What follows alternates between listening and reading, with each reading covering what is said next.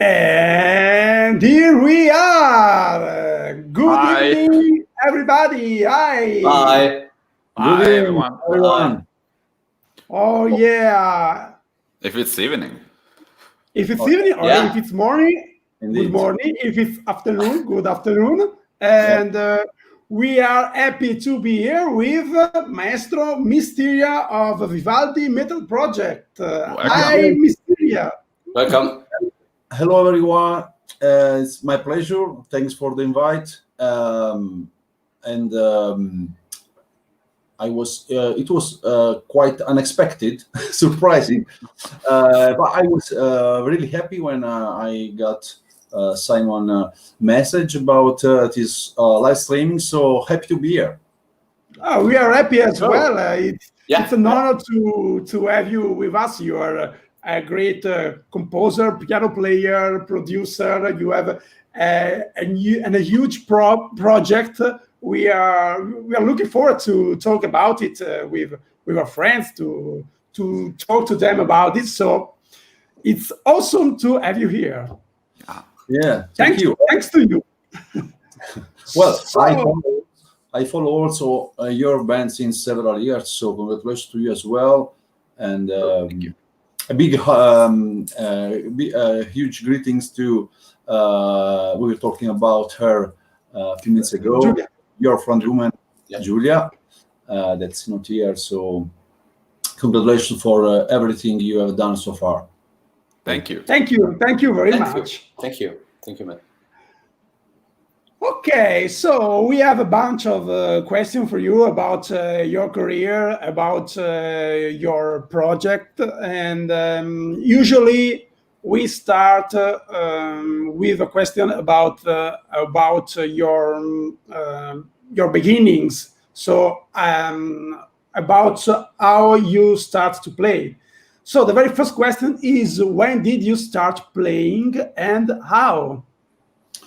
Well, it was just, I was born, and before I was able to talk, I was playing. So, music was my first language, basically. So it was very, very early age. And then, after about 10 years of private studies, I entered music conservatory in Italy, and I studied organ, piano, composition, and so here we are. Of course, then I start to fall in love with rock and metal. But let's say I was quite old. Let's say when I entered the metal scene, because I was about 22, 23 years old, 20, about that. Before I had a band, it's called Mirage, but it was more prog, no prog metal, prog rock. The first album, the only one album, was released by Musea Records, French label, specialized in prog rock. So then I start to get in touch with other metal musicians and entering officially, let's say, the metal scene with the release of my first solo album, Messenger of the Gods, in 2003. Okay. Music. So that was, let's say, my enter in the metal. Yeah. So you started with classical studies, and how old were you when you entered the conservatory? I was 13. 13, so very young. That's cool. And you entered as a pianist or as an organist? Yeah, I entered the pipe organ class, but the pipe organ that time the full course was 10 years. Yeah. Of which half, it means 5-6 years, was just piano playing. Okay. And then after 6 years, you can jump on the master of the instruments, the pipe organ, and you start, playing with full feet. Okay. So yeah. Okay. And So at the same time, I was studying composition. okay.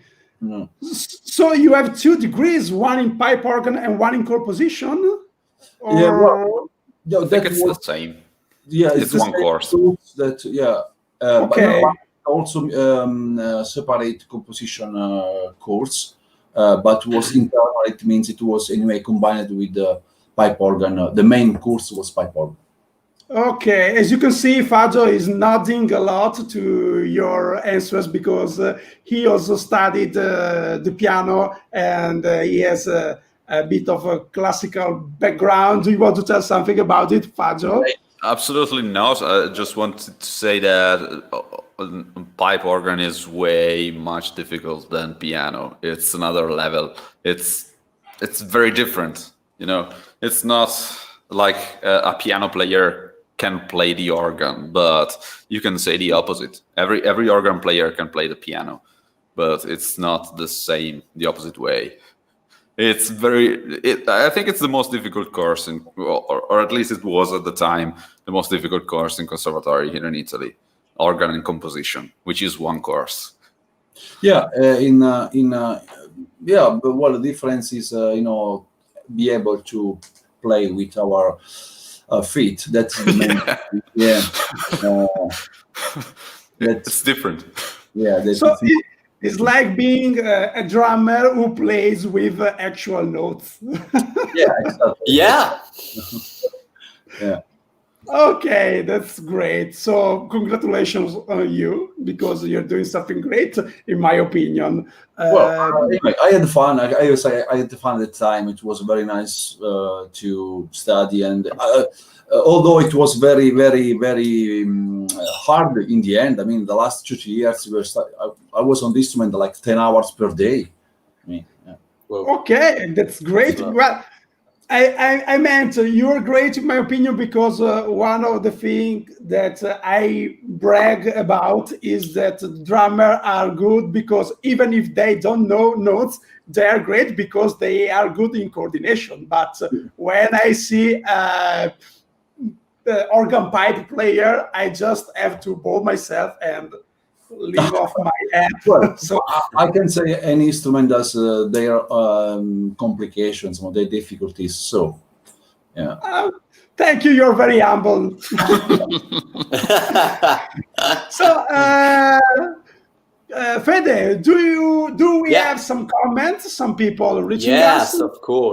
Yes, of course. We have some comments. For example, on our YouTube channel, Andre M says, "Missing your amazing hat, Maestro." I don't know what this means, but because when we do shows, I use usually a hat. I mean, it's a cylinder when I do more symphonic metal shows, and it's more cowboy hat when it's a rock. So cool. Yeah, but that is very special just for shows. Okay. I love hats because I'm bald actually. But Oh, are you? I didn't notice. Yeah. And we have other comments, for example, from our Facebook page, from Greetings Colin Byrne. Hi, Colin. Hi, Colin. Hello. Or Giulia with Viva gli artisti italiani. Grande Giulia. Grande Giulia. Grazie. And we have some greetings for Yolinsley, Santi Ortega. Hi. Hi. And our friend Mike Belikov Castaneda. Hey, Ravens, how are you? Greetings, teacher Mysteria. Greetings. Thank you so much. Thank you so much to you. Hey, man, we are great, I think. Are you guys, how are you doing? I didn't even ask you. Fede, how are you? I wanted to point out that you didn't ask anything about how we are or how he is. You're a very good host. Very good. Do you want to go on instead of me? Yes. No, just kidding. How are you guys? How are you, Fede? I'm fine. I'm just went back from my holidays yesterday, and so I'm here. Good for you. I noticed that you have a little bit of tan on your face. That doesn't Yeah. improve It's your dirt. look, but It's that's dirt. good. I'm dirt. It's earth. Just dirt, yes. How are you, Fajo? Yeah, I was good before Federico came back, but now Sorry. I'm just fine, you know. Okay, I know the feeling. And how are you, Maestro? Oh well, I am very good. I had a very easy summer. I mean, being just working basically on the new albums, and then I had 20 days at my hometown in Italy. Okay. Yeah, so just home. As you can see, I was not on the sea and not tan. But it was quite good. So just short and back to work at the end of August. Yeah. That's great. So we have some comments from Andre, I see. Yeah. For example, this one. Federica, Michele, Henning, Nicoletta, don't load this time, Faggio. Why Okay. should I laugh? And Why? I don't know. I don't remember. And- Did I laugh at Nicoletta Rosellini? I didn't. She's a very nice person Yeah. and good singer. Yeah. Yeah, Yeah. we know her. By the way, and others artists joined for the next album. Okay. And we have another comment from Andrea. Is a question. How did you I manage? think yes is a question. How did you manage to bring all those talents together and still turn the project profitable? I have to say that Federico is very good in reading English. No, I'm not. Yeah, but I mean, we can very understand very good. Well, so I think it's for me the question. Yeah. Federica, Michele, Dioni, Henning, Bass, Nicoletta Rossellini, and others. Yeah. Well, how I did it?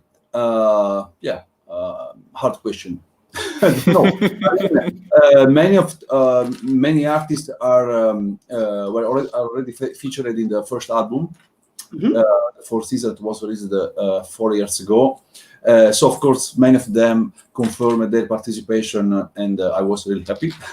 And this second album, some of them, of course, are part of the live band that features between 10, 15 musicians, depends where we perform. So always we have a guest, local guest, or nearby that join us in the show.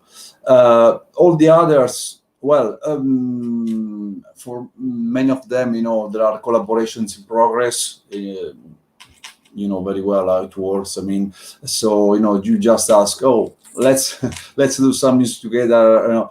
Some other artists I personally contacted because I want to have them in the album, or for several reasons. The main reason is always that I feel that some specific musician can fit very well that part of that song. So it's a combination of reasons, but about the profitable that Andre highlights.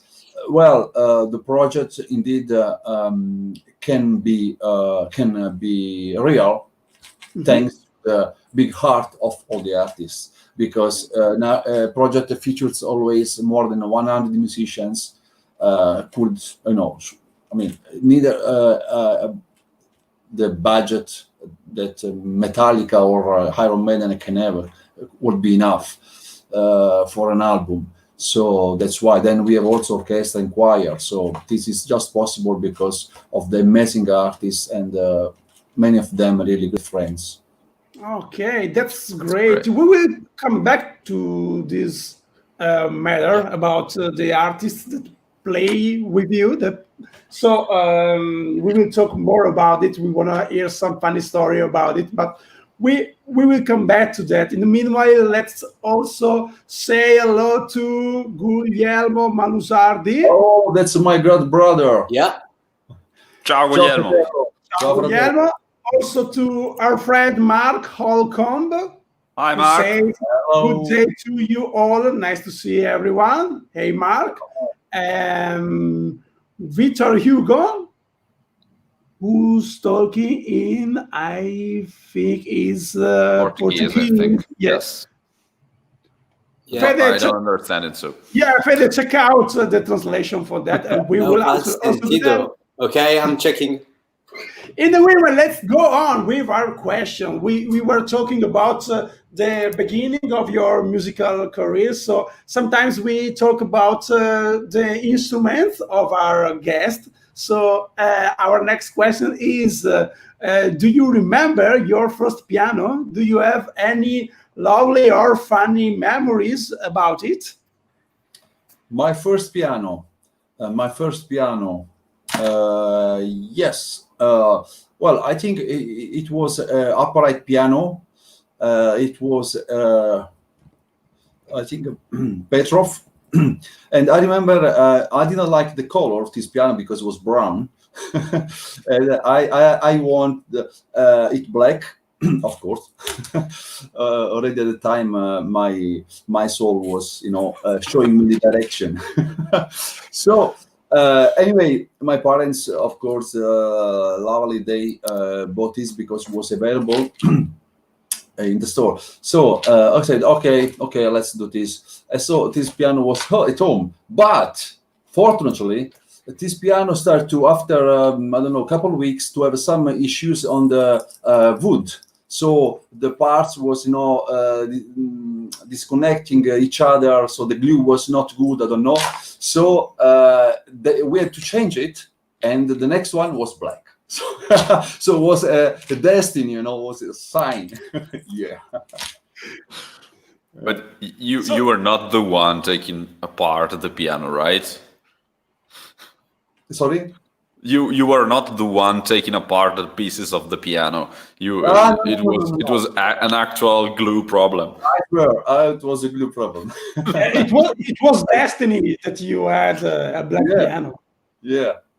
So that was fun indeed. They said, "Look, this I was very lucky." Yeah. Okay. Yeah. Oh no, that's so bad.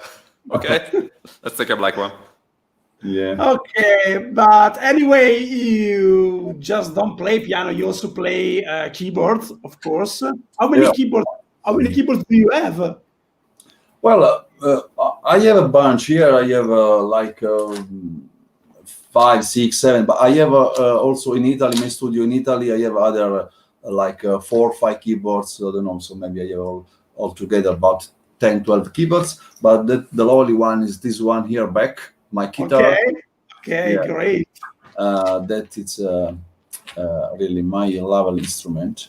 And then, of course, in Italy, in my studio in Italy, I have also the digital pipe organ, so the big one, console. So. Okay. So it's digital with the pedals. Yeah, with pedal.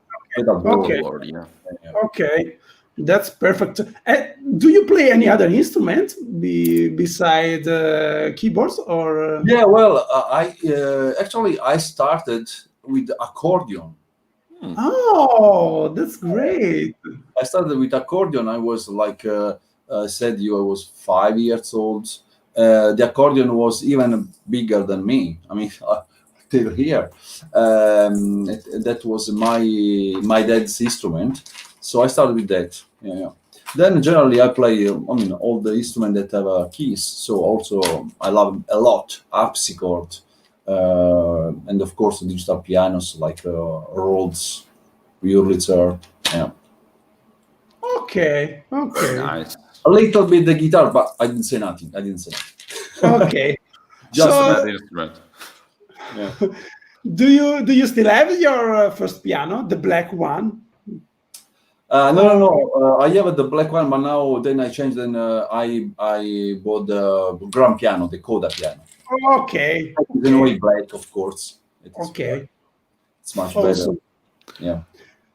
Okay. Let's see. Let's move on with our next question. So, Fabio, would you like to read it? Okay. Of course, you are a professional musician. You just found yourself being a musician before starting to be a professional musician. But when did you decide to become a professional, and what brought you to take this decision?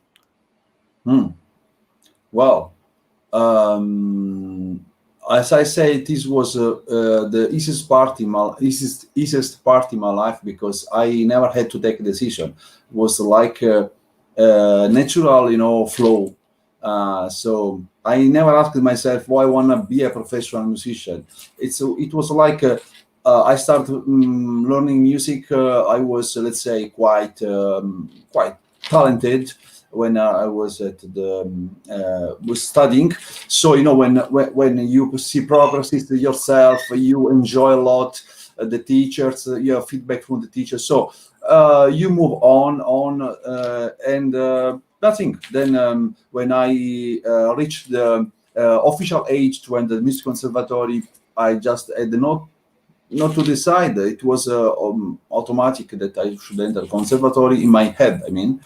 And then nothing. So everything was natural, and I have to say also that I've been always supported by my family. I mean, my dad was amateur musician. He put the accordion on my legs when I was a kid, so he started me, and they were, happier than me when I was, going on with music. So it was really natural. Including my sister. She was pushing me sometimes, when you have some difficult moments, it happens, both during studies or when you start working with music, sometimes you say, it's hard, she was pushing me, go on. Hey, when she was not listening to me, for example, practicing a couple of days was for some reason. I mean, one day I want to rest, another day I had some parties, sometime. Besides the studies we do or something. So he's saying, I don't hear you playing a couple of days already. Oh yeah, I will do. So my sister was also very, very, on me. Yeah. That's great, because it's very difficult to listen to a musician practicing. It gets very annoying. Even if the musician is very good, I found myself when I was studying piano, especially, like playing 10 hours a day, the same part over and over again, because I wasn't convinced it was the right way to play it. And it was just, I don't know, for someone listening to it, it should have been terrible, just terrible. Yeah, indeed. Basically, it works like that. But for example, in my case, I was lucky enough at my house when I was practicing, and my mom was there. I was at the time living with my family, of course. I was closing the door to don't disturb, and I saw that the door was open. I said, I closed it. So I went again to close, and then it was opening. I said, okay, leave open.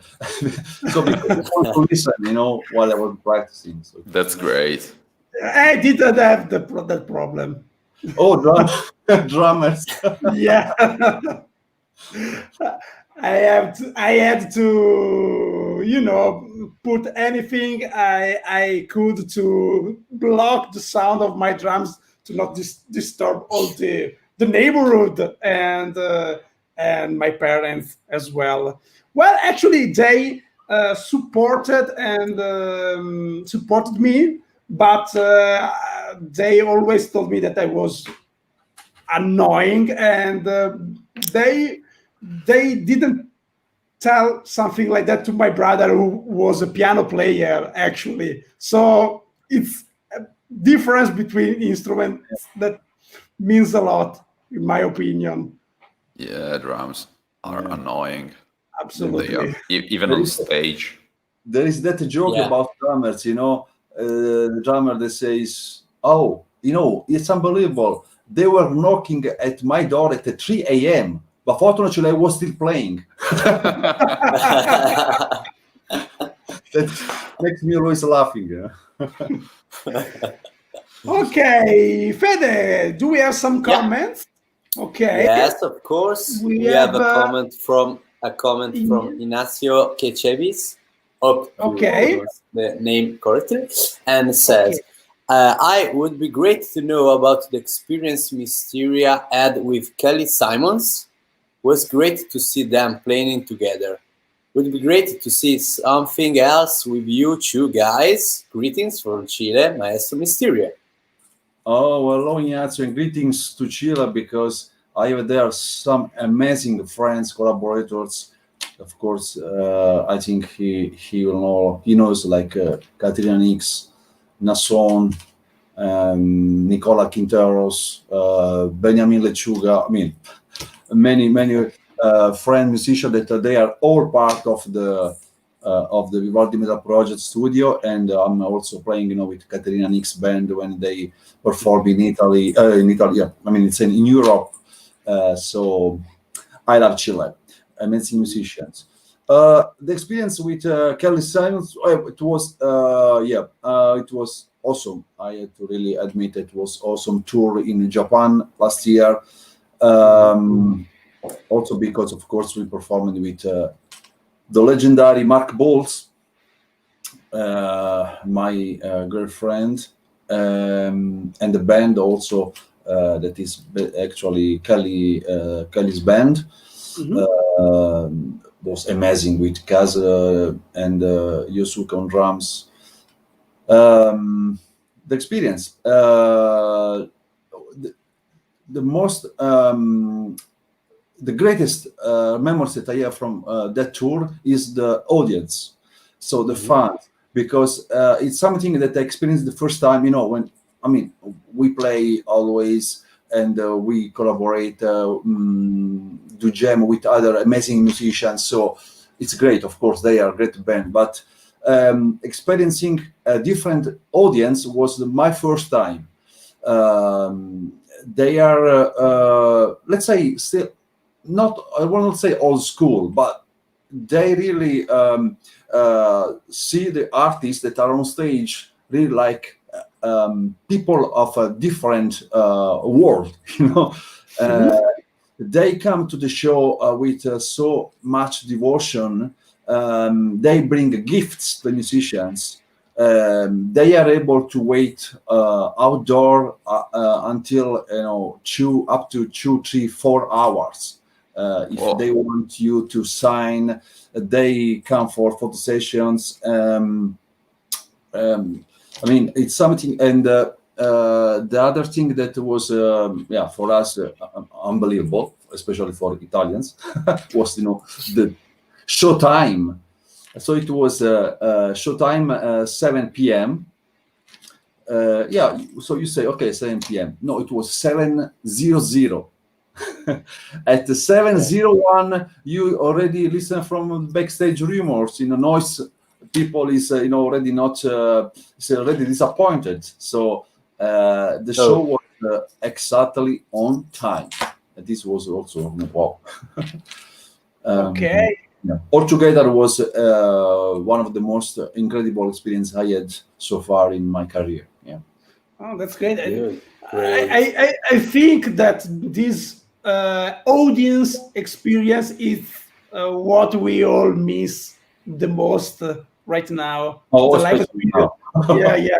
The feeling with the crowd. So you started exactly at 7 p.m. and I think that what's really strange for Italians Strange time, strange time. Strange time, but also it is strange that you had already all the crowd at that time. Yeah, all the guys there. But I was there feeling, at 6:30, 15 to 7. I was feeling like really I had to do a show now. I mean, I was, you don't feel a show time. We feel a show time about 9, 10 p.m. Even later. But then, it was like, just the moment to start the first 10 seconds with all the audience there, and you forget about everything. You get the good energy, adrenaline, and everything goes. Cool. That's really cool. Great. That's so different than in Italy, when they I don't know, they say that the show will be at 9 p.m. It means that it will be on that day at some point. You will know when it will be. It will be there will be a show. You better show there. I don't know, it's random. But Yeah, I heard that in Japan there are a lot of afternoon concerts because the people gets out of the office and they want to go to concerts, and there are concerts at 6 p.m., 7 p.m. It's normal there. But what were you saying? Oh, I remember. I think it was the latest time I ever started performing. We were touring in Italy with Edu Falaschi. Yep. Once it was like we had 2 or 3 support bands. We start playing at 1:15 a.m. What? What? It was totally crazy. I mean, I was almost sleeping. It was really, that was opposite. You lose energy. Then. Yeah. At what time did you finish? Well, at 2:30, something like that. But Great. then it's just you jump on stage and then you forget everything. You get energy. Yeah. Yeah. Okay. Let's move on. We have another comment here. We have some comments. Okay. Let's read the comment by our friend Stefano Gamba. First of all, hi Stefano, how are you doing? Hi, Stefano. Hi, Stefano. He says, hi guys, here is a question to Misteria. Was there a time during your youth musical training when you felt yourself strange or different from what your teachers wanted from you? First of all, hello Stefano. He's one of my great friends and followers, so he's always there when something is happening. It happened basically. Yes, at the beginning, I mean, what the music conservatory was a little bit like always, the black sheep, because usually in music conservatory at that time, now it's a little now it's different, but the classical courses, is just classical oriented. Beside classical, nothing exists in the world, so. And that time, let's say, also my teacher at the time was already quite old, not old, but she was getting close to the finish her life working time. So with her, for example, I had a little bit to hide my metal approach, don't showing. For example, sometimes I was bringing with me some music scores. Sometimes she was watching the time was neither CDs or LP, I was buying before to go to lesson and so on. But then she was getting very, disappointed. She was even calling my parents when I said her, well, I'm gonna start studying electronic music. That's not music. Yeah. So she was like I was, losing my mind, So she called my parents that were living like 60 kilometers from the conservatory, in L'Aquila, where I was doing my studies. So they to go there, and she was trying to convince them that I was going on the wrong road. So, but I was not so surprised. I mean, even if I was young, I was understanding her point of view. But I always believe that music, it's music. Important is that well done. If it's well done, I can like even dance music, pop music, folk music, trash that, program, anything. So it just must be well done, of course. And that's for me the basic. Yeah, I agree totally. It's just music. There is no distinction. If it's good, it's good. Yeah. But anyway, Stefan is good. Is all right. I mean, at that moment, I was really feeling a little bit strange, and especially different. Yeah, different from all the other students she had. So all the other students were just playing classical, reading scores. I was already at the time, listening music and trying to transcribe the scores from the tapes or radio and so on, but they were not able to do that at all. No. So, did this kind of discrimination give you more strength or doubts, bad feelings about it? Did you take some good vibes from this, or was it hard for you to grow your personal experience? Well, let's say in a good way, because it's always important to listen to feedback. I didn't care. Okay. Because I am quite stubborn. If I point a goal, I have to get there. It doesn't matter how. So my goal was to get there on the classical side, so reach the graduation. And on the rock and metal music, I want to do something special that then happened maybe 10 years later. So I did here. I also thought about it. But I said, yeah, okay. But anyway, I know what I have to do, what I have to go. So I'm very stubborn in my decision, and it's difficult that someone can bring me on a different way. Okay, that's great. In the meanwhile, I see that your great friend Henning Bass reached us. Oh, Henning. Yeah. Hi there. Oh, hello, Henning. Oh, yeah. Henning. Oh, of course. He says, looking forward to hear our song, my man. Oh, yes. I wanted to listen also as well, because Henning recorded one of the most difficult songs in the album for male singers. It was not easy song at all, but he nailed it, and I've been impressed by his vocals. When we got in touch, and I listened 10 seconds of some of his performance. I mean, better because I was listening back in the years, Firewind and so on. But sometimes we listen a lot of bands and music, so sometimes you need to refresh. I saw to decide which song he should sing. So I said, "I know, man, what is your song?"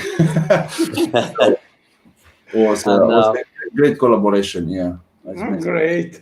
Awesome. And we have another question from our friend Jackson Matterhorn. Yeah, read it, Fede. Hi there, Mr. Misteria. I love Quick this question. Hi, Jackson, by the way. And his famous question: if you traveled back in time to the 1700s and met Vivaldi, and he asked you what music was like in the 21st century, what 3 songs would you play for him on the phone? Same question for you guys. Oh. So, yeah, who wanna start? I'll be the last one. Oh God. Because this is a recurring question. He always asks this, change the artist, the composer. In this case, the last time it was Mozart. This time it's Vivaldi, of course. I have to think this time. Well, I would play one song from Vivaldi Metal Project actually, because in my opinion, it's interesting to make him listen to your interpretation of his songs. So it could be interesting to hear his opinion. What do you think? Yeah, I didn't think about it, but indeed, it would be interesting to play to him one of the songs of the album. Yeah, would be very interesting. I can answer anyway. Hello, Jackson. It is a very very funny but interesting question. So I will for sure play to him Bruce Dickinson's "Accident of Birth." Is one of my favorite ever songs. So 3 songs. Then I will play one song from Michael Jackson because I always liked him, and I think it was one of the greatest artists ever lived in the, let's say, pop music. So for sure, one of his songs, and I would also show that say to watch a video from Michael Jackson because it's a unbelievable experience. And as third song, maybe my one of my piano songs. Would be interesting to have his opinion. Yeah, these are my three choices. Okay, what about you, Fede? I don't know. Maybe a song from Lucio Battisti. Why not? Which one? Giardino di Marzo. Yeah. I love it. The Matter is a good song. Yeah. Or maybe Motocicletta. No, it's not Motocicletta. The title is Il tempo di morire. Yeah. Thank you, Simon. Thank you, Simon. And I don't know. You choose an artist you know very well. That's interesting. Yeah, as always.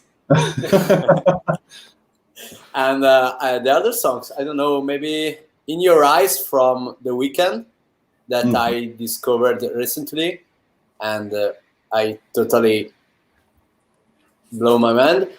And for the electronic parts, is great. And maybe an AC/DC song, Thunderstruck, a classical one. Nice. Yeah. What about you, Fagio? Oh yes, let us know. Yeah, I would go with the same answer I gave for Mozart because that's something I've always thought about. I just wanted to let him listen to the recordings different orchestras did of his own music, because I want to know if that's how it was meant to be played. Because of the interpretation. Oh yes, this is something that I've always dreamt about, because of course they wrote the music, some of them played their music, but they don't know what a recording is, they don't know what a phone is, since we should make them listen to them to our phone, and there was just not the chance to have recorded music, so it was different every time, and it depends on how the orchestra plays it and how the maestro conduct the orchestra. So it's very different, but you can notice it even going to or listening to two different recordings of the same symphony, for example. You would notice big differences. And also the instruments changed a little bit from that time. So the quality of the instruments. So he will listen to something, some different sounds. Exactly. Isn't it? Yeah, well, for sure. Also, the interpretation of all the classical repertoire we have, it was played. I won't say totally different, but for sure different at that time. Yeah. So. Okay. Let's move on with our question. I see that there are a lot of comments. We'll be back to them in a bit, but we have still a lot of questions for our friend Maestro Misteria. So our next question is, which are the albums and the bands that have influenced you the most during your musical growth? The bands and the instruments. The albums. The albums and the bands. Okay. So I always mention two 2 albums especially, and of course the relative band. But in the first case was not the band but the album that was influencing me. So one of those is I don't know if it is known worldwide, but it is the Rondo Veneziano.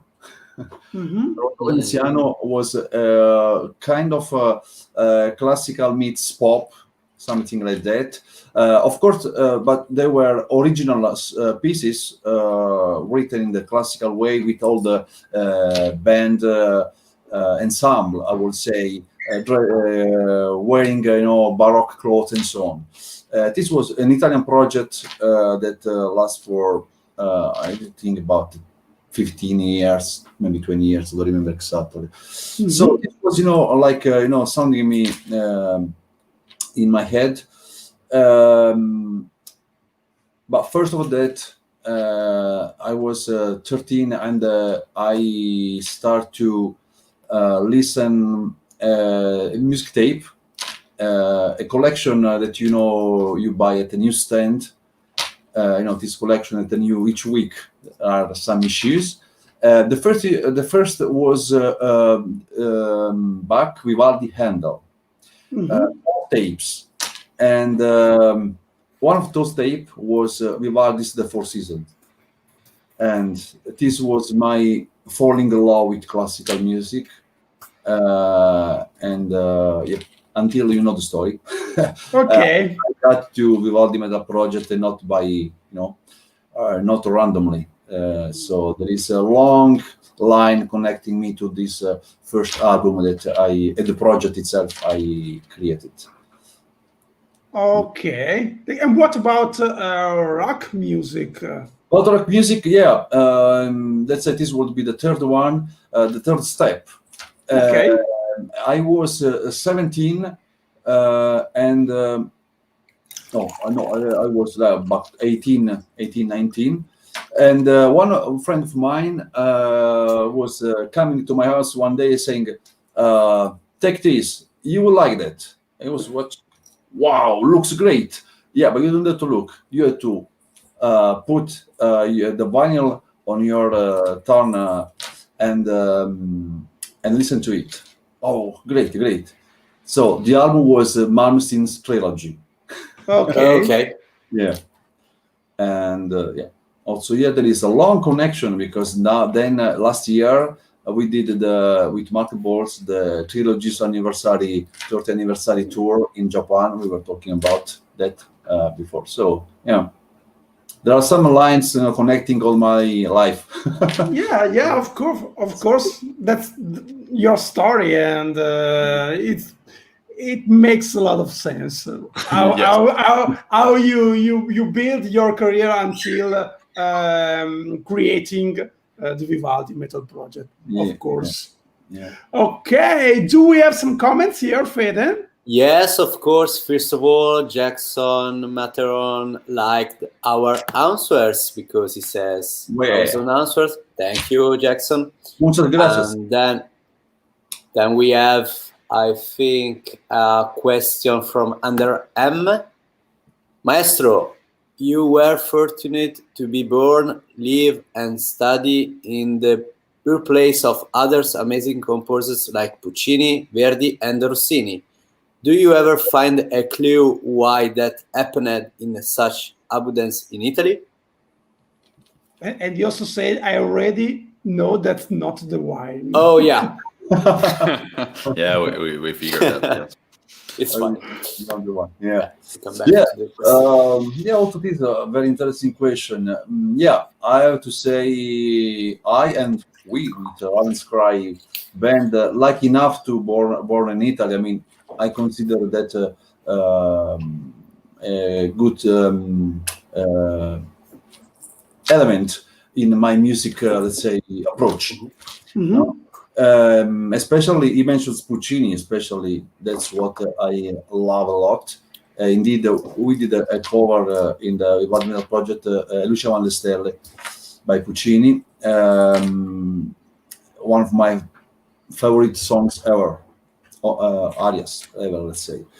Do you find a clue why happened in such moments in Italy? Well, Italy historically it's a country filled by some of the most amazing genius, not just musicians, but just think to Leonardo, Michelangelo. I mean, they were the time between the 1500s until the Romanticism. I mean, we had so much talents. I mean, that it's not enough the world universe to put them together, them all together. Why? Well, it's a question for an historic specialist. But the bel canto, indeed, it's then a consequence of these great geniuses like Puccini, Verdi, Rossini, Donizetti, Bellini, and so on. And well, I would say that was a lucky time in Italy, in Europe. Let's say not just Italy. I mean, Europe is the mother of the classical music and art generally. So, but it's just why that's very difficult question. I think But for sure we get. I think it's indeed a question for an historic person, historical. I mean, the word is historian. Historian. Okay, thanks, man. In my opinion, is because Italy was very connected to the Latins and to the ancient Greeks, because Italy was a colony for the ancient Greeks, and I think that's because of the good place in terms of geography where Italy is placed. So the population, the civilization had a good environment where grow and where to live in abundance, and at the same time, when you don't have such problems like people who lives in other places, like in the north of Europe, and you have all this environment that helps you to live in a good way, in a wealthy way. You also have more space in your life to think about art, and I think that's the reason why Italy has got such a lot of cultural heritage. That's my opinion, because I studied a lot of this ancient population background. That's it. What do you think? Yeah, there is a social, of course, background that, of course, helps, and some let's say ways how the arts then grew up. For example, if you think what Bach was doing, so we are from Bach or from for example, Handel, a lot of music that was written because it was requested by the church or by the king or by the prince. So of course, richness helps that. Also, the other reason that supports what you, Simon, was saying, in Italy we had also the church and Vatican and many artists had commissions by the popes and so on. So of course, when you can develop art without missing bread to eat, of course, this is a very basic reason to answer to the question. It's very basic, but it's very important, because if Bach was not being getting paid by the churches in Lipsia and in the other cities where he was working, he would not have composed for sure such so much music. Yeah, we are also based on the Roman Empire, which was a It was civilization. like 1500 years before, but yeah, okay. Yeah. But I mean, it's the base. It started from a civilization of conquerors. So Italy was full of richness before the other civilizations. Yeah, of different populations. We had a Yeah. lot of different populations here. So a lot of little states, I would say, with Also- some rich people leading those states. So there was the church giving the money to the artists to do their job, but also these landlords paying for these artists. I'm not thinking about musicians or composers, but also painters or other kind of artists like Leonardo da Vinci, who had to move to Paris also to live. It was not that easy, but we had the fortune to have a lot of money here because of the church, of course, and because of these landlords, and artists could live of their art thanks to this. I think in the other parts of the world where this was not the case, it was harder, but I think the talent was there as well. Yeah. But there was not the chance, or not the Actually- same chance as here in Italy. Actually, Actually, tap the answer from Jackson, who says there's an easier answer. Money attracts top talent, and the Italian city-states were extremely wealthy during the Renaissance, and yeah, boom. Yeah. Yeah, that's it. I would point out that the church was richer and it had more influence, especially on composers. Okay. Yeah. Indeed. Okay, let's go on. Stefano Gamba says Yeah. Giampiero This Ravenscry. one. Oh, yeah. Okay. Oh, sorry, I lost that comment. That's Yeah, great, yes. that's my job. Don't steal my job, Simon. Yeah, but you are a little slow, so I Go wanted to. Wow. Go Okay. for it. Go. Go on. Oh, go for it. thank you, Maestro. If there was an interplanetary metal music championship, Vivaldi Metal Project would be the official team of planet Earth. Is it a true concentration of high-class players? Well, Stefano, thanks a lot. I mean, I will send you some packages of cookies and something else. Thank you for this reward. I'm flattered. Well, what to say? It is no question. Is A statement. A statement. yeah, really, thanks so much from my heart. But of course, it's not because as I was mentioning before, all the artists are very amazing. I can say that I am always attracted by the amazing musicians. So usually when I see someone very great at what they do, I say, I would like to make something together. So I mean, this is the spirit then that drove me to start the Vivaldi Metal Project, because I want to.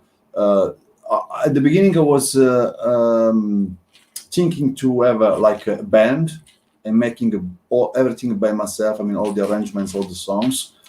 But then I said, no, I think this song, for some this musician would make better than what I would do. So let's ask him.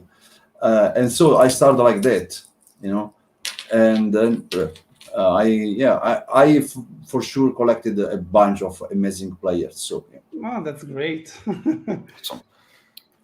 I agree It's a with skill. Stefano anyway. thank you so much. It's a skill to collect these people, so you are great. Wow.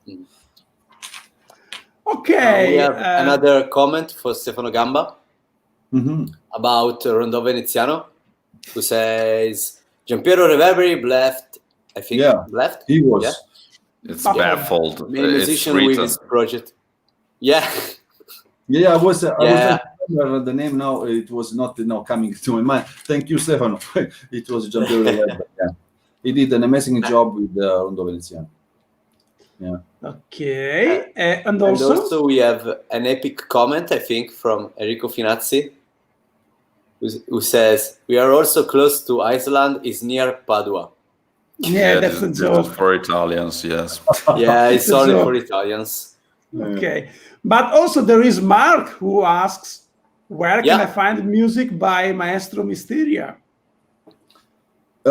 Yeah, on all the digital platform, of course, you can stream, but the physical albums, especially the signed albums, are available on Bandcamp, both Misteria and Vivaldi Metal Project. So there, it's the only sites where it's possible to get special packages, signed editions, and with photos, so everything special. So it's on bandcamp.com. Okay, that's Check the great. website, guys. Check the Yeah. website of Vivaldi Metal Project. They are in Under where here. yeah, it leads you to the music where to find. Awesome. Thank you, Fabio. So, You're welcome. in the meanwhile, You're welcome. let's say hello to Dana Oldenburg, who reached us, and Hi, Dana. hi Dana, and Dana. A let's great fan follower as well. Yeah. Good. awesome. Let's move on with our question. Fabio, do you wanna read the next one? The fifth? Yes, of course. Do you remember your first live performance, and what was your best live performance ever? Well, my first live performance, I mean, as generally in my life as a musician, or just the professional part of it. I'd Both of say- them. Yeah. Both of them. Yeah, I don't. Well, yes, it was it was a competition. My first performance was basically for my family. So yeah, I was too young. I mean, I was like maybe 8, 9 years, and I collected, a few songs, not studies or exercises or like scales, but really songs to play. And so I collected my families and my friends in the neighbors, but it was like 10 persons, and we had this first performance. But it stays anyway. Always in my memories was just recorded on a tape, music tape, so no video. Great. At the time, nothing. And in that tape, I remember I say hello to one of my aunts. So each time that someone listened, sometime in the family reunions, they say, all the time the same question. But why you were mentioning just that aunt and not the others? No. So always the same question. My best live performance ever. Oh, I don't know if I ever had the best performance ever. Live, I mean, what I like the most is for many reasons the world premiere from Vivaldi Metal Project live in Bulgaria, in Plovdiv. Okay. It was always in my memories. It was very hard to bring the project on stage, especially because it was the most important show. And usually you prepare this show for 2, 3, 4, 5, 6 months, maybe 1 year. Yeah, but things usually never happen like they should in my life. So I was having a festival with Joe Chambers and Tower of Babels, one of my bands, in festival in Italy, MIC Rock Festival. I was back from this festival. It was early August, and I get an email from the promoter from Bulgaria, say we are already in touch with him, So do you want, we have this year we have the chance to bring the Vivaldi Metal Project live, blah blah. I said, wow, great. I finished already. So the show is September 23rd. But today I was 10. It was like 1 month and a half. I said, so, but I had at that time, I had to say yes or not. It's that situation. It's just to decide. But I had to decide for a lot of people because it was not my solo piano concert. Okay, I decided. Yeah. But at the time I decided. So I said I was crazy. So I said yes. Okay. I didn't know how to manage it, but I said yes. So yeah, then we had 1 month and a half of full work. When I contacted the people, they would say, "Okay, cool, let's do it." So when it is September 23rd, but when? That's next year? No, this year. So it was a really great process. But in the end, we made it. It ended also in our live DVD. Live concert premieres 2018, where I then want to collect the other 2 premieres shows that we had in 2018.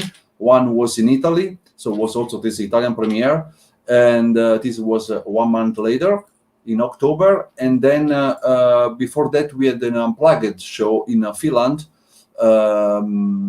Very nice. I liked it so much, that show with 6 musicians.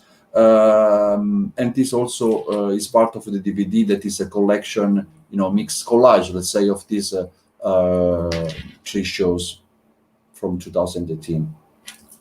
Nice. Okay, great. Good. Okay, and still talking about your project, let's talk about the beginning of Vivaldi Metal Project. You are the mastermind behind it. How the project was born and how it developed, where the idea came. Mm-hmm.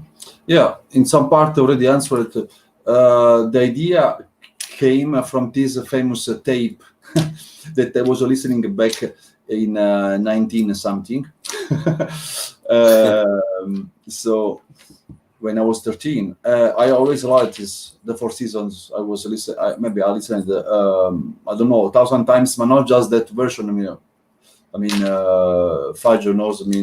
There are tons of millions of versions from different ensembles and violin players and so on. So then I start to also play on piano, making some arrangements just for piano for my to enjoy, for my personal fun. Anyway, then all these the 4 seasons ended up also in an album, my solo piano album called also the 4 Seasons, where I did all the arrangement for piano, for solo piano. But while I was practicing a little bit, I said, "Oh, yeah, but this song really, it's metal. It's metal without drums and guitar. So I had to do something here." And so I started to make a demo, and then, as I said, I was thinking to make it like calling 4 or 5 of my friends, like Stevie Di Giorgio, John Macaluso. I was working with them at the time, Roger Staffelbach, and so on, and make the album. But then I started, to really love, to collaborate with other musicians. I always loved it. Also, my previous albums always had different musicians. My first album had 30 musicians back in 2003. Yeah.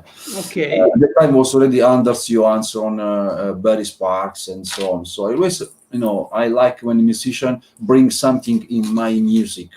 It always sounds different. And always better.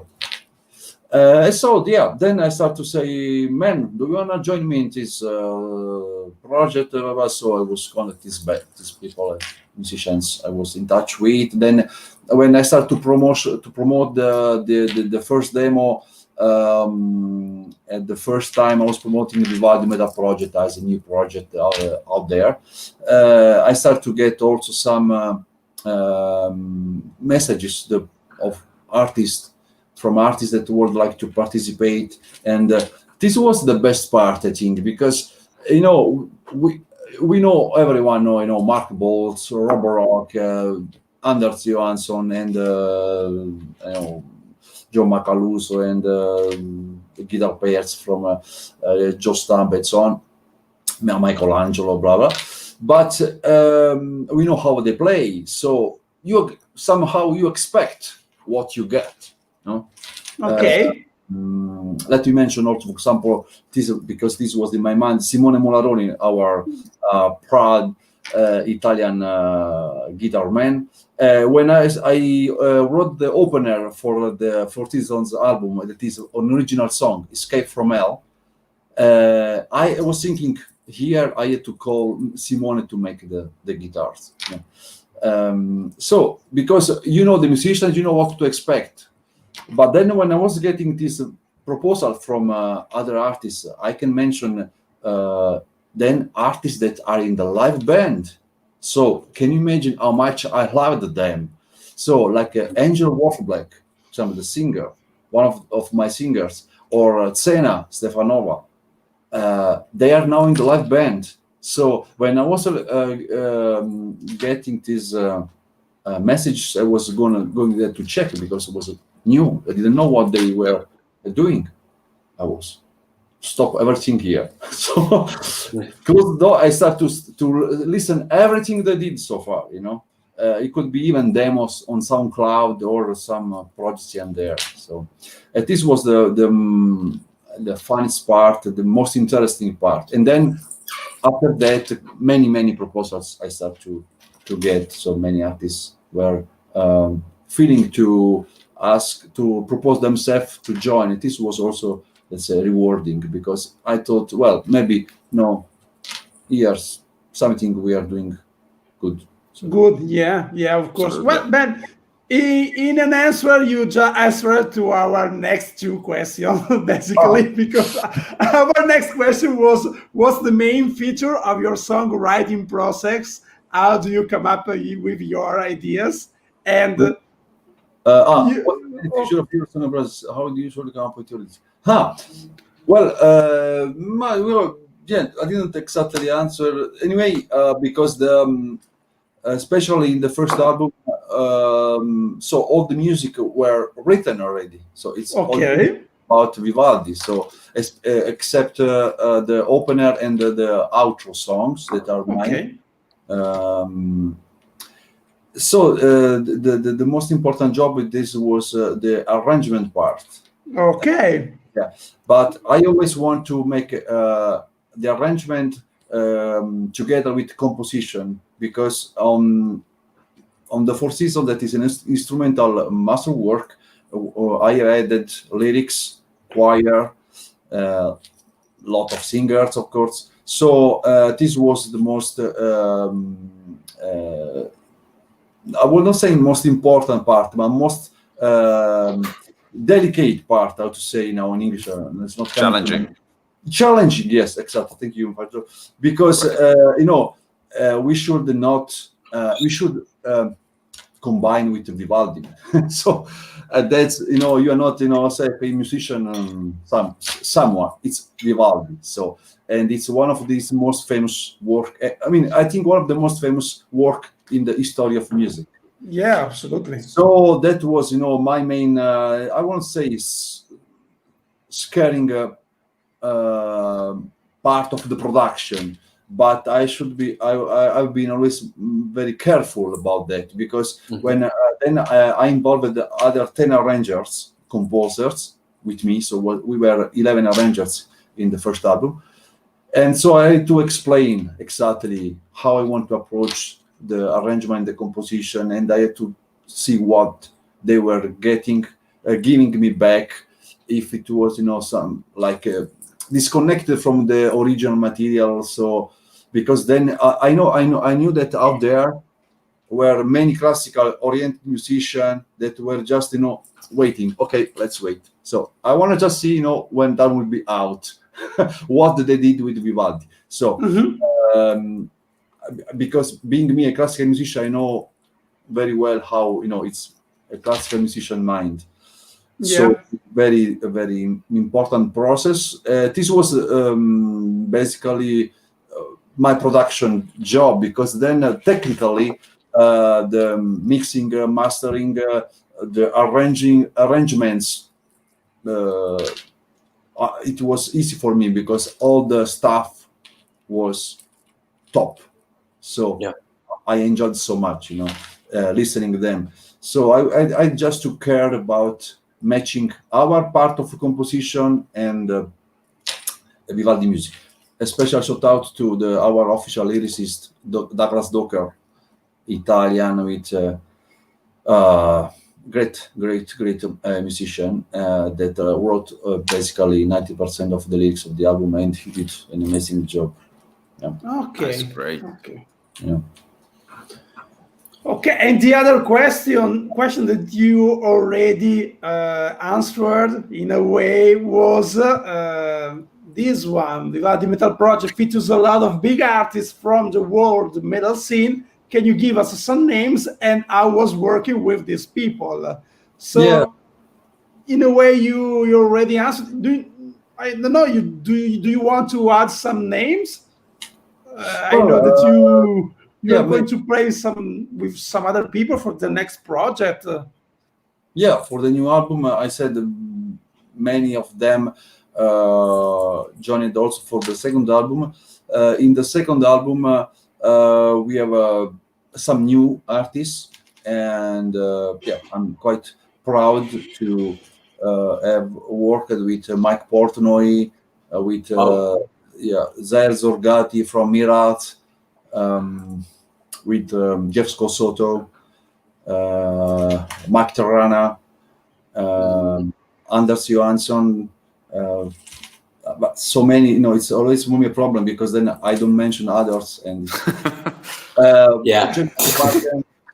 Jennifer Button as a guitar player, female, is always coming to my mind. Philip Beno on bass from Steve Vai and so on. Henning Basse, we mentioned, Rob Rock, of course. Many names. How was working with them? Well, when you work with these people, I mean, what you just to wait to get their track to enjoy. So that's all. Yeah. It's easy. Yeah, I guess you hire them just for their sound, their way to play, and you just want to listen how your ideas sound with their contribution. So that's indeed. Anyway, when I, let's say, point such an artist, like for example, let's mention Mike Portnoy or Mike Terrana on drums. It's always the starting point,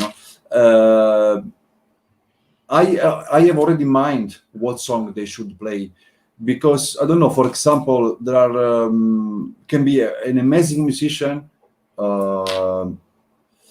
Amazing musician always fit anyway, but maybe it's the style is very different. So if I don't have the song, I'm not going to approach them. So I always make a pre-analysis of the music material and the artist I'm going to contact. So I know exactly what they should play, because then I expect what I should get. But usually 90% of the time, I always get better than what I was expecting. So, okay. I don't know that feeling, especially for drum parts, because when I write drum parts, I'm thinking about Simon. I write drum parts that sound great on the computer, and then I want to know and I want to hear how he will ruin it. So it's always challenging. It's great. Let me disappoint with this, Fabio, sorry, because you are a great band, really. I follow you and I listen all your music, so I know. Okay. Do you need the drummer? Because they're always mocking me, so I need somebody. Are you good with editing drums?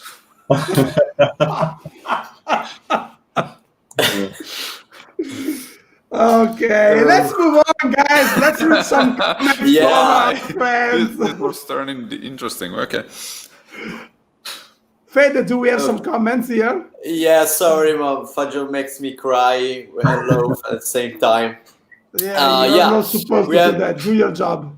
Read the comments. Big week read the comments. Okay, we have another comment from Jack. A little question, quick question from Jackson Matterhorn. Mr. Mysteria, another quick Here's question. the one How for do the you weird questions. Yes. Yeah. How do you think the eventually of Mars colonizations may inspire artists and musicians like yourself? Okay. Well, it's it looks like a hard question, but it's easy for me because I always have an alien on stage with me. Because I usually give nicknames to my musicians, and who is for me the alien is the Dr. Biossi. Yeah. Okay. Yeah, and so Amazing I player. call him the alien. So I know how aliens can inspire musicians. Indeed, just check out Dr. Biossi, and you will know. Yeah, Yeah, it's great. We know him. And yeah, it's amazing and to work. we have a comment from Kyle Sykes. Mhm. Hi, Kyle. Yes. Okay. Oh yeah, Nicoletta of Calidia is a part of this project. What I heard is great. It is indeed. Thank you, Kyle. Maybe the name, Kyle. Yes. Nicoletta is not just part of the project; she's part of the studio and the live band. So it's understandable also how I can like Nicoletta's voice, and is not just voice; she's a really rock woman and glue maker in the band. She's amazing, really great friend, of course. Mine, yeah. Great. Yeah. That's a great feature for a musician. It's really important. Okay. Hey guys. And also Jackson says, Excellent answer. Thank you. Thank you You're too, Jackson. For your Thanks to you, Jackson, for strange these questions. Your questions are always the best. Yeah. It was a very great question. okay, let's move on with our question. Fagio, do you want to read the ninth Yes, question? of course. How is the tour live with Vivaldi Metal Project? Do you have some funny stories about it? If you can tell them, of course. About the live performance. Yes, the Yeah, touring The live. performance is live too. Yeah, this is the funny story of each show. So we have I have basically between 4, 5, sometimes 6 girls on stage. So the funny part starts in the backstage when it's starting the preparation. The story is this. So, okay, backstage is open. Count until 60, and all the boys are ready. The left 3 hours, it's the backstage is for them, for the girls. So that's always. Then we are out there, of course, drinking beer and having fun, waiting like this so that they are ready from the makeup and so on. So yeah. That's the good part of being bad-looking man. We don't even try to look good. Yeah, of course. That's good. We don't have options. We don't have a chance. So we just Yeah. we just live with that. That's all. Yes. At the beginning, Sorry, but I say them always. Even the opposite.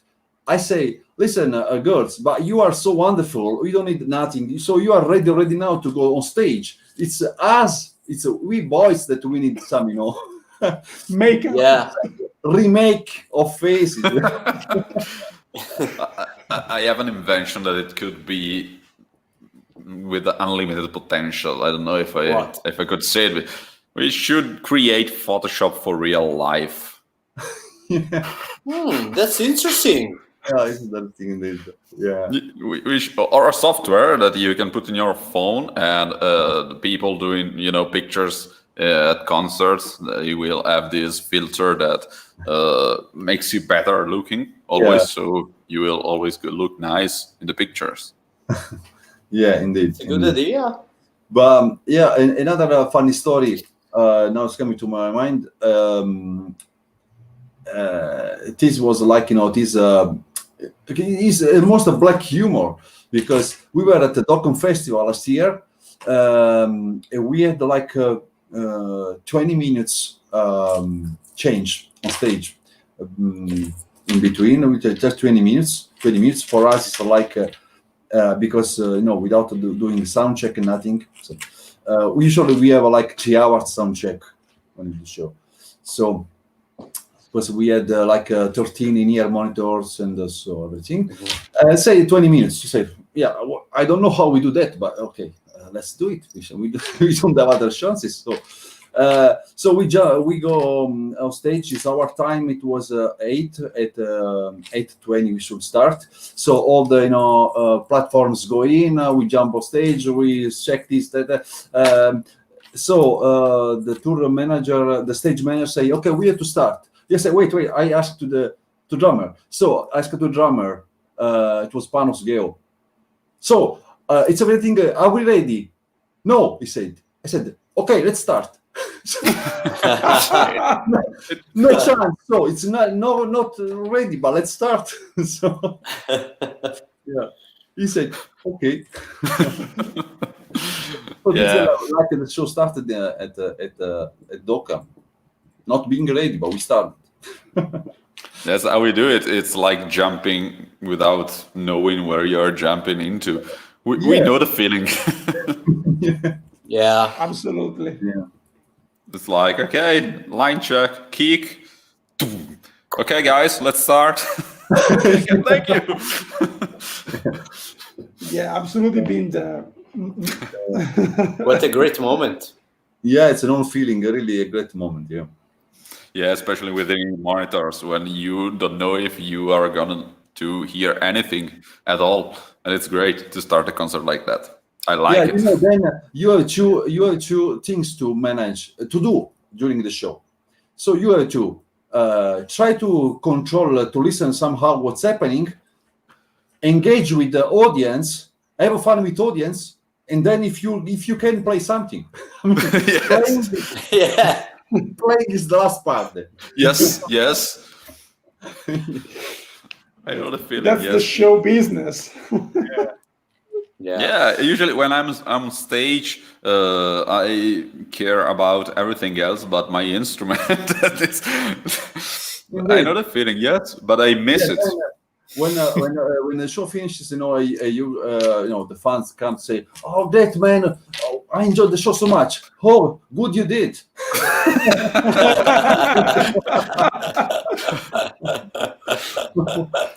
Yeah. Yes. Yeah. Okay. Next question is this one. You are a pianist, a composer, and also a producer. Can you tell us more about this aspect of your career? So how did you learn to become a producer? If you produce anything else besides Vivaldi Metal Project, anything about it? Well, also this was for me a little bit like my entering music and entering a professional part. I mean, was everything like step by step, natural process.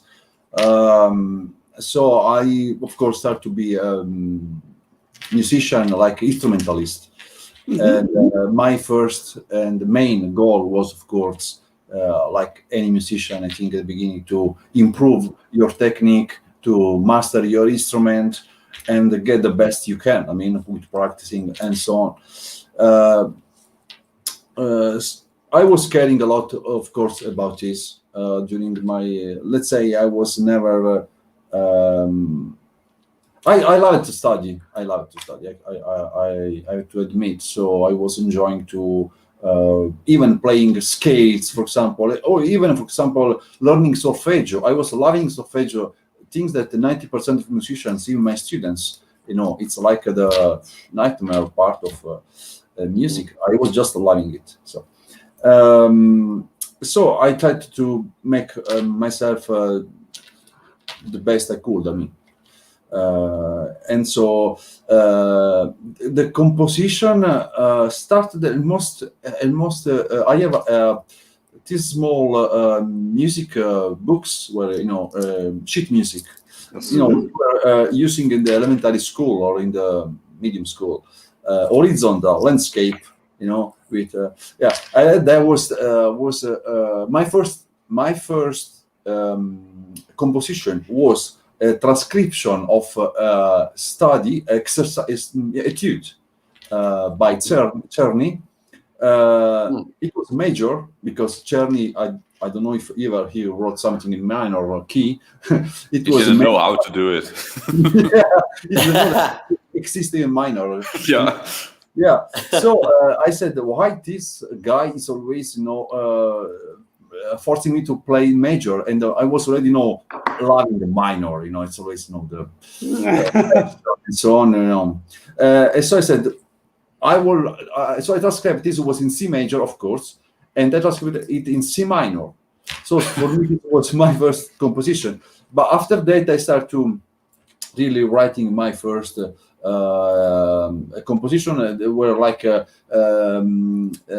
titles were like the garden, because out of my house we had a garden. Then it was my sister name and my cousin name, and so on.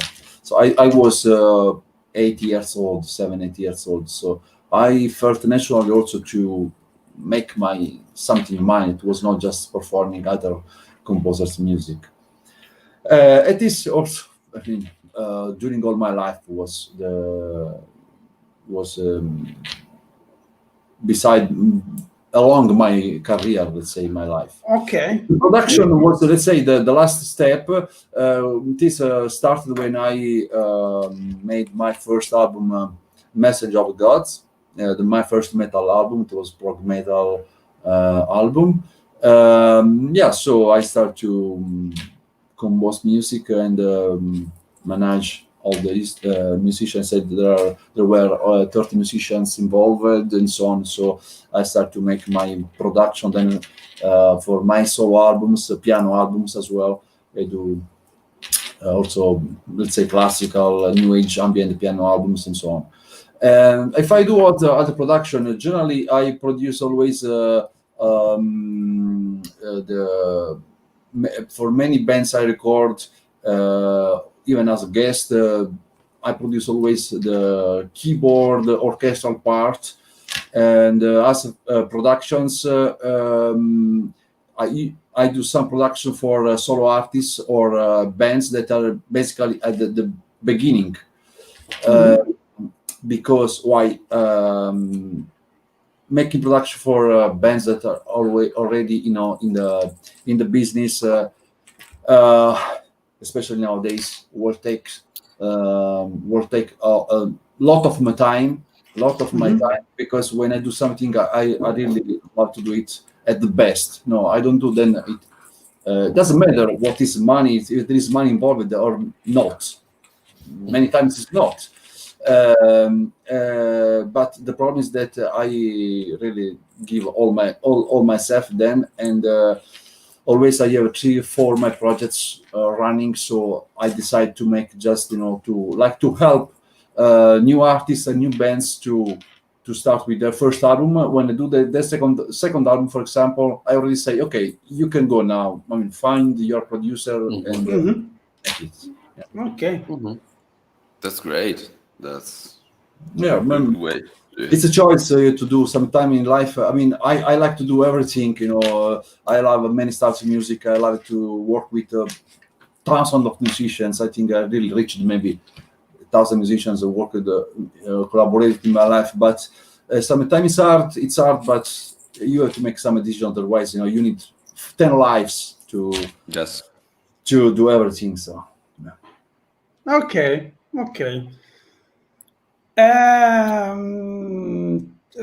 Let's get back to Vivaldi Metal Project. What are the plans for Vivaldi Metal Project in the near future?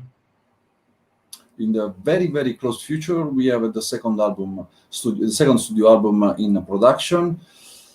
So it's planned to be released, I hope, end of this year or early next year. I'm at a very good stage of production. Next week we start recording orchestra, and end of the month, beginning of October, choir. We am closing a couple songs with singers, especially with just with singers, and so all the songs are done.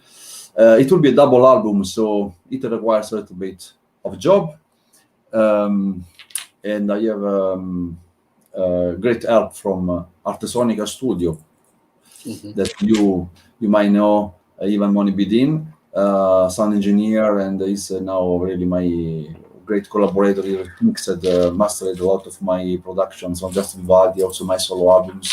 So, and the next plan, of course, is to get back on stage as soon as possible, because we want to promote the new album, as you know something about it, right? Yeah. Yeah.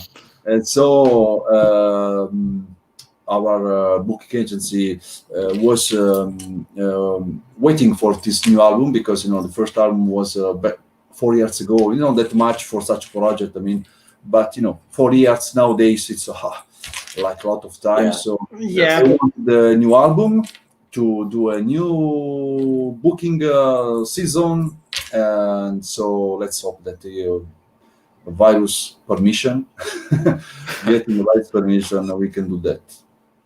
Okay, awesome. So, The same.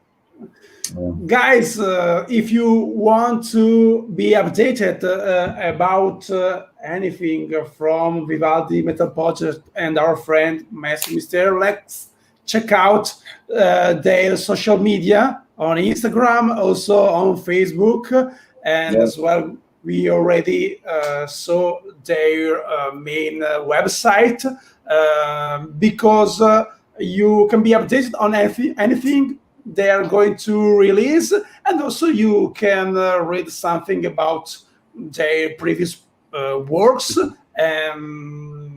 It's really worth it to check out them. Also, you can check out their YouTube channel, Spotify channels. I think you can find them on their website. You will find any links to the platform where you can hear their work and also watch them. Yeah, especially at this time we are announcing on a weekly basis new artists, and we have some other great artists to be announced soon. We have some also sneak peeks from the studio with some recordings, and so yeah, it's each day we have anyway some news from the studio. So yeah. Okay, Great. that's great. Go and Great, follow them, yeah. guys. Absolutely. Fede, do we have some comments maybe for the previous we have man? we have a comment from Kyle Sykes that he refers to, I think, Nicoletta voice. Okay. She has an amazing voice. And we have a good night from Meka Belikov. Yeah. Hello. Enjoyed your stream. Thank you so much. Thank you, Good man. night, Meka Belikov. And then we have a comment from Joseph Zapantis. I think he refers to the life situation, The funny life the situation. short life set and changing and all, but drummers can have that privilege. Yeah. Absolutely. I know that feeling. It's really bad. Yeah. Okay. You have to change the instrument, Simon. Yeah, I have to change life, probably. Good answer. Okay. Who want to read the last question? Go, Fede. Fede? Whoa. Fede? Oh, okay. Sorry. Okay. Which are your hobbies and interests beside music, Maestro? Yeah. Do I have? I don't know. No, joking. Kidding. I have one, and it's I imposed something on my personal profile a couple days ago. It's let's say sport and especially football. I always play football as amateur, of course. I was at some point of my youth trying to match the two careers, but then I decided to go for music just as a profession and keep it as a hobby. So yeah, I love football. I always play even amateur championships. For example, next week we will start a new championship. So that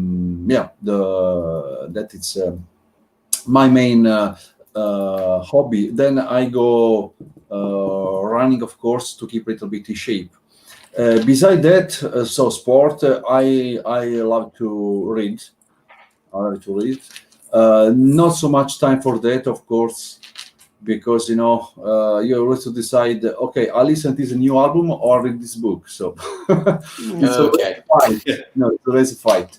The only usually I do that when I am on trip, when I am on I don't know, 96 hours of vacation. Usually my vacation lasts 96 hours, something like that. You have to count it in hours. Yeah, how many weeks, how many days, hours do you have to ask me? Yeah. And so, reading, it's I like to read science books, history books, such kind of lectures. Okay. What's your favorite team, football team? It's Inter Milan. Inter. Okay. Yeah. And now I will get enemies, like musicians. You mentioned a football club, but now I have enemies. I have now less 1,000 less likes on my page. No problem. No problem. Musicians are more, flexible. Yeah, flexible about sports, in my opinion. And who's your favorite football player, if I may ask? Maradona. Maradona. Oh, Okay. Yeah. And still playing? Still playing. It's Messi. Messi. Okay. You wish he would come to Inter, I guess. I am. Between Messi and Ibrahimovic, I am always. Ibrahimovic is very, very good as well. Yeah, it's a king. Yeah. Well, I don't know anything about what you're talking about. Actually, Fede is a Milan fan, a little bit, and Congratulations, Fede. Thank you. We are cousins, so we are in family. Yeah. Faggio is anonymous. No. I just don't watch. I do not enjoy football. I tried to watch it, and it was kind of boring to me. But I was playing football when I was. Well, guys, if you live in the United States, we are talking about soccer. It's football. I didn't know you played football when you were a kid. Yes, I did. I enjoy playing soccer or football, as you want to call it, because you play with the feet, so it should be football. Americans use their hands to play football. It makes no sense. Yeah. Okay, I enjoy playing it, but I don't enjoy watching it. Yeah, but anyway, also I like much more watching, playing than watching, and I watch just sometime, the results, the scores, and some short, recap of the game. Just for example, Champions League final, these big events. I like. Yeah. And getting back to something more interesting, maybe for our fans. Let's talk about the books. What's your favorite book? My favorite book are all those books about science. I mean, one is especially was I don't even know the full title, by Edgar Allan Poe. The famous title, the famous book by Edgar Allan Poe. I was reading many times when I was younger. All these black stories, black. Is that he wrote? I don't remember the full title, but yeah, this I think was one of my favorite books.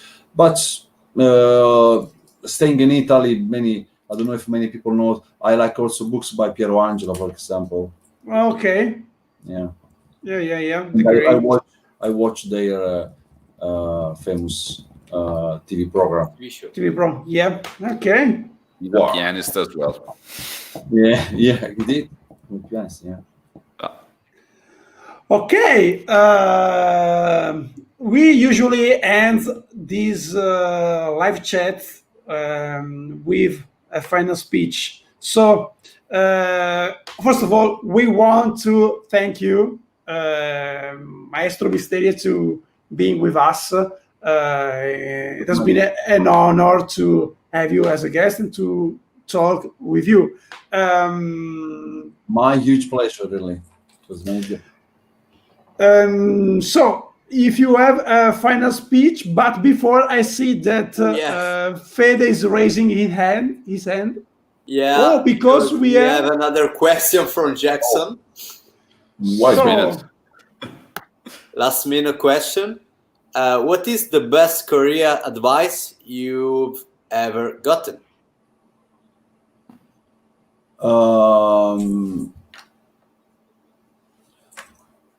This was, I think, from my dad. He was asking me if I want to become a musician then, and I said yes. I said, yeah, but how to do that? I mean, I was really young. He said, "Yeah, just one thing to do. Yeah, what? Keep practicing.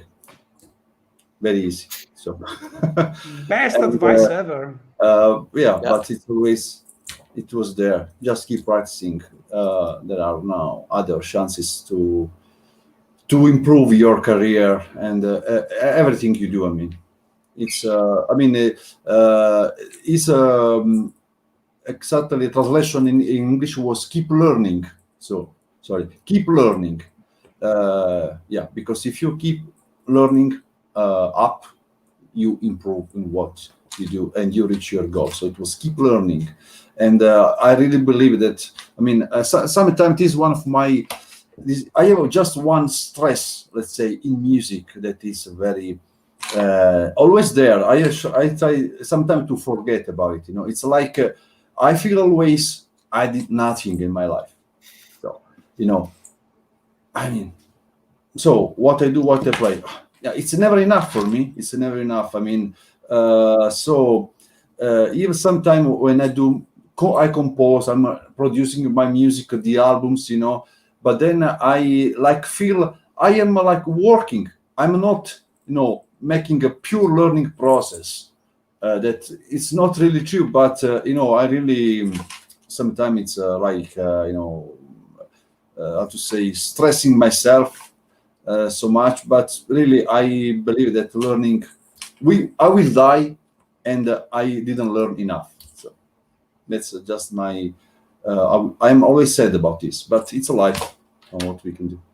That's great. They usually say practice, but I think that learn is far more better. Yeah, it's a one step further before. Or further or before, Okay, also, yeah.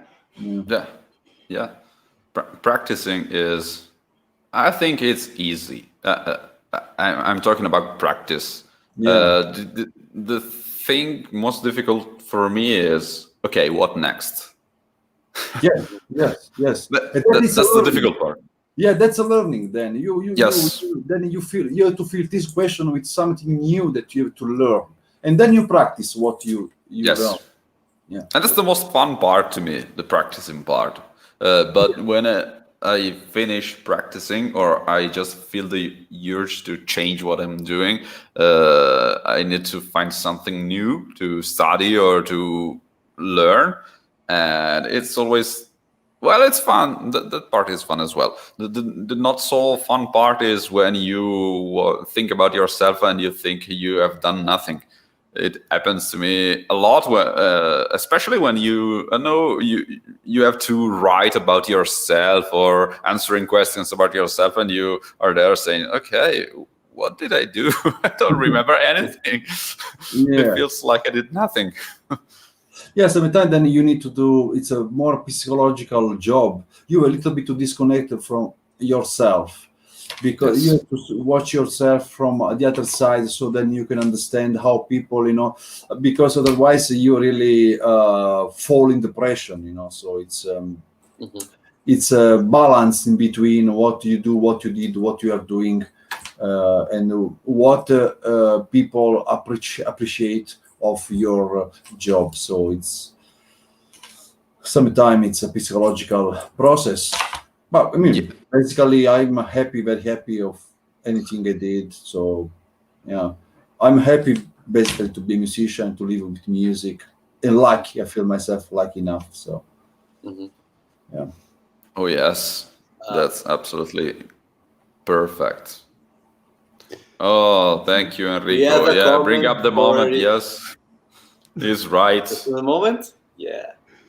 There is Enrico Finazzi that says to Fagio, next step could be like learning play the bass. For true, I mean. What's the bass? I don't know. Oh, that one. That's a bass. I don't know. No, it has 6 strings. It's a guitar. No, this is a 4-string. You're gonna even count. Come on. Yeah. There are always these jokes about bass that basically I hate, because I love the bass so much, and especially talking about Bach music that I played like for 1/3 of my life. It's all based on. He starts all his music from bass. Yes.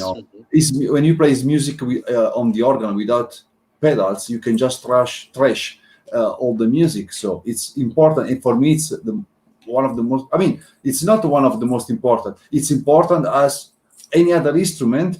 And by myself, I program basically all the bass lines then that are on my music. Many bass parts are just played by me, recorded, print the score, and sent to the bass player. So I really enjoy the bass so much. So for me, it's amazing. So I hate when someone is making joke of bass. I mean, I love it. I agree. Actually, I do make a lot of bass jokes because I'm a bass player, and I like to joke about people joking about the bass. I always say that the bass, you cannot hear it, or I pretend to play when I'm on stage. But the guitar without with two less. I play a 6-string bass, so they cannot say that. But yes, but I always say that I pretend to play when I'm on stage because no one will hear what I'm playing. But yeah, the truth is, when you are live, especially, the bass is like 50% of the volume of the band. And if you play the wrong notes, it changes the whole harmony of the song. So you will hear the bass in that case. If you don't hear the bass, that's good. It means that the bass player is playing the right note. Yeah. Okay, so Maestro, what's your final speech for us and for our friends? Oh yeah, indeed. What I want to say that I was very happy to join this live chat, also because this was a way, to enter your world, Ravenscry world, and interact with your fan. So it was for me very interesting because so far, I mean, you always interact with your own fans. basically, sometimes we share fans, but some fans are specific for some bands. So I was very excited, to get some question from some of your fans. Like some, I think this Jackson's one of your top fan ever. I really enjoyed this, and huge pleasure to have this nice conversation with you, with your fan base. Thank you so much. Thank you. It was an honor. Yeah. Really. Congratulations again for everything you do with your project, because it is amazing. It's amazing what you do to gather all these wonderful names in the metal scene. As I said before, it is a skill to gather these people. It's not easy. It takes also courage, in my opinion, to